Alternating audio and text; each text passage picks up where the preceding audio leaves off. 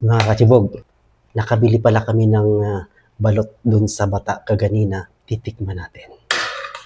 Actually, doon sana namin ito kakainin sa bata kaso ito'y Ramadan pa kasi. So, hindi pa pwedeng kumain doon. So, kaya sa bahay na lang natin ito gawin.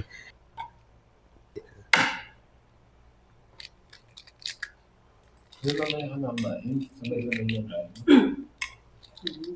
Saka mali ito bukas ng balot. Wow! Yummy!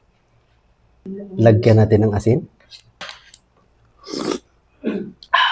Lasap mo talaga. Yun yung lasa ng balot. Tignan mo na yung sasawan. Gusto mo sabaw?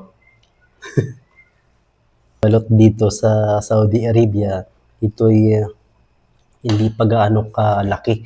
Ito'y maliliit lang. Kung namimiss nyo yung balot, punta lang kayo sa bata at ito'y napakaraming nagbibinta doon. Ito'y 3.20 plus suka. Masarap talaga yung balot lalo na kasi ito'y marami din yung benepisyo sa ating katawan. Ito'y pampaligon sa tuhod.